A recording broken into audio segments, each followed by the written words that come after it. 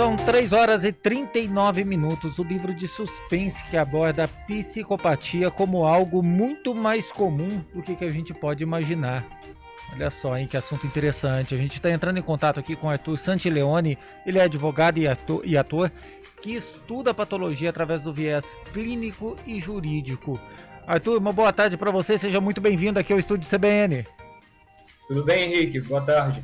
Boa tarde. Arthur, eu acho que assim, a gente tem uma ideia, né, uma ideia coletiva do que seria um psicopata, de que é uma pessoa que não tem sentimento e sai matando todo mundo, né? A realidade é bem diferente disso, né? Sim, sim. Nós crescemos com vários tipos de psicopatas sendo mostrados em cinema, sendo escritos em livros, e a grande maioria eles são serial killers, né? E como, por exemplo, o Coringa, o Hannibal Lecter, do Silêncio dos Inocentes. Mas o que eu descobri estudando esse tema desde 2014, desde quando eu era estudante de direito, e eu estudo até hoje, que já sou uma pessoa da arte, né, sou escritor, sou ator, é que a psicopatia é muito mais profunda do que a gente vê, do que a gente conhece, né? O psicopata ele possui graus de perversidade, ele possui graus na forma dele se comportar na sociedade. Existe o psicopata leve, o moderado, o grave, e há também o serial killer. E muitas vezes a gente não vê isso sendo falado, sendo discutido, e é preocupante, porque eles existem. Então, se eles existem e se eles estão entre nós, a gente deve sim falar sobre todos os graus de psicopatia. Certo?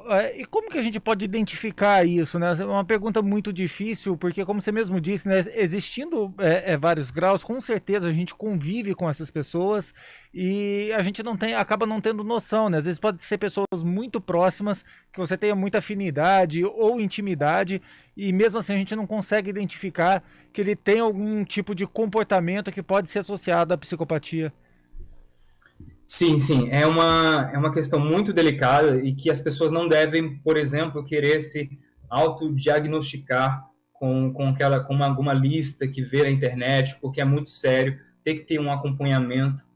O que se sabe, por exemplo, começando lá da infância, há um padrão entre os psicopatas de, por exemplo, enurese na infância excessiva, ou seja, esses grandes psicopatas, se você for fazer um histórico da vida deles, vai perceber que eles realmente faziam muito xixi na cama ao longo até da sua adolescência. Gostavam muito de colocar fogo nas coisas e tratar animais de forma sádica. Esses são os sinais básicos que eles demonstravam na infância. Outra coisa também, e que agora, depois que eles crescem, se você quer realmente identificar quem é esse psicopata, existe uma lista, que é um checklist, feito pelo Dr. Robert Hare, e nele possuem vários nortes do tipo, essa pessoa tem uma vida sexual não muito estável, essa pessoa ela tem um certo, ela não consegue se controlar em determinada situação, e aí você vai marcando aquilo com pontos, e aí no final tem um ponto de corte, onde, dependendo, com esse número para baixo, você é um psicopata de grau leve, com esse número para cima, você é um psicopata de grau máximo, mas, novamente, essa lista do Dr. Robert Hare, ela tem que ser feita com acompanhamento. Você não pode, por exemplo, fazer isso e já querer definir alguém como sendo algo. O que é muito difícil na psicopatia é que é uma coisa também muito interna, sabe? Por exemplo, no caso do Levi, daquele cara que nunca, talvez, vai matar e nunca vai sair por aí se autopromovendo um assassino, um serial killer, esse cara aí, para você descobrir, é muito difícil, porque você pode confundi-lo com uma pessoa comum que passa por problemas. E todos nós passamos por problemas e a gente quer também ser tratado disso. O psicopata, ele vai demonstrar para os outros um tipo de comportamento que para pessoas comuns pode ser tratado, mas para ele está tudo bem, sabe? Para ele está tudo ótimo, ele não precisa de tratamento, porque ele é assim e ele gosta de ser assim. Entendi. Agora sim, supondo uma pessoa que acabe, né, se descobrindo, né, uma pessoa que, não sei, por fazer algum tipo desse teste, alguma coisa nesse sentido, ela acaba se descobrindo. Isso tem tratamento, isso tem acompanhamento, essa pessoa pode levar uma vida normal, como é que fica a condição de sobrevivência dessa pessoa numa sociedade como a nossa? Então, nós temos dois casos super interessantes, e eu indico muito que as pessoas pesquisem também sobre eles, que é do Dr. Adrian Raine e também do James Fallow, tá? Esses dois estudiosos, eles possuem cérebros de psicopatas, mas eles possuem família, eles estudam o tema, eles escrevem livros, eles contribuem para a comunidade científica. Então, eles estão entre nós, eles convivem entre nós, eles sabem da sua condição e tá tudo bem, certo? O caso, por exemplo, do James Fallon, ele é um psicopata leve. Ele sabia que ele tinha um gap de empatia em determinados momentos em que uma pessoa comum teria mais empatia, sabe? Mas ele não tá por aí matando pessoas. Mas ele descobriu que ele tem um cérebro de psicopata. Porque é o seguinte, o psicopata, ele também possui um dano cerebral, tanto no sistema límbico dele, tá? Especialmente na amígdala, que é o centro de emoções.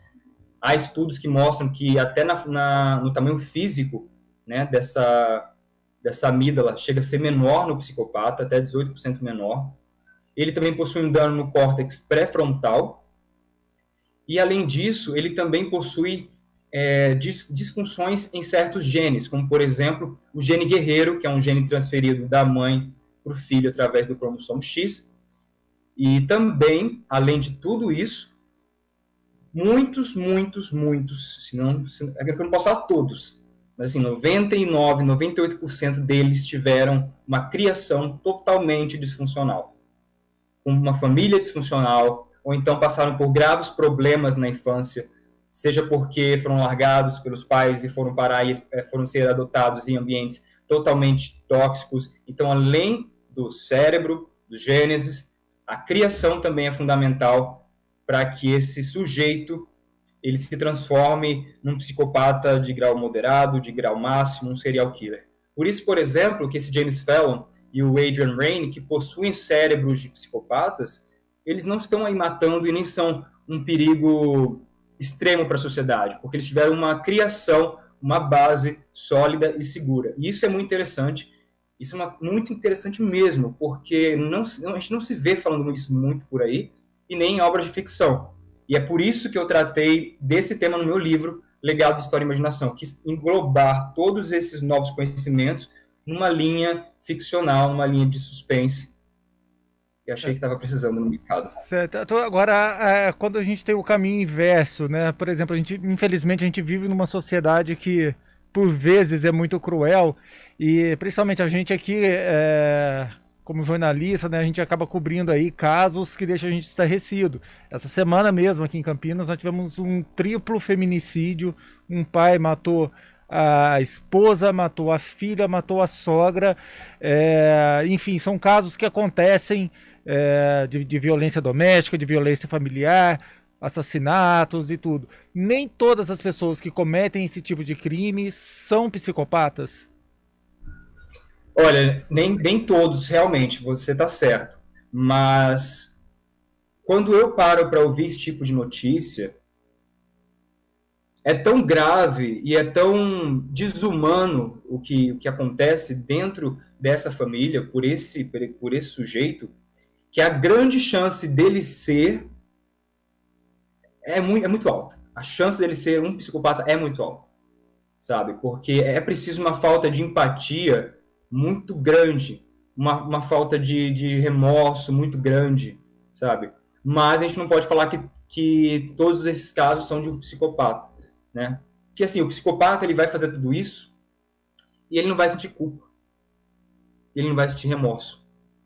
E aí a gente tem que ver o pós desenrolar dessa história, né? De como isso vai afetar aquele sujeito que fez esse ato, sabe? Agora, psicopatas de leves, moderados aí, que mantêm uma vida, um padrão de vida normal, dito normal, né? eles podem ter algum tipo de crise acionadas por gatilhos, tipo algum acontecimento na vida dele ali naquele instante pode dar um start e ele acabar cometendo algum tipo de crime, alguma coisa nesse sentido? Sim, sim, Gatilhos. sim, totalmente. Até o grave, por exemplo, ele tem um momento em que dá o start, começa, né? A gente pode ter o exemplo, por exemplo, do Ted Bundy. Ted Bundy é um dos maiores serial killers dos Estados Unidos. Ele já, né, foi transformado em filme, em séries. E ele, por exemplo, até uma certa idade, na adolescência, ele era um cara comum. Inclusive, quando eu fui estudar o passado dele, é extraordinário saber um detalhe. Ele trabalhou, antes de matar mais de 30 mulheres nos Estados Unidos, em diversos estados, ele trabalhou numa clínica de prevenção ao suicídio. Que quando eu soube, eu fiquei chocado, porque olha a imprevisibilidade que uma pessoa dessa pode emanar, sabe? O cara estava ali do lado de várias pessoas, salvando outras pessoas do suicídio, e daqui 5 anos ele ia começar a própria carreira dele nesse âmbito da violência e ia se tornar um dos maiores serial killers da história.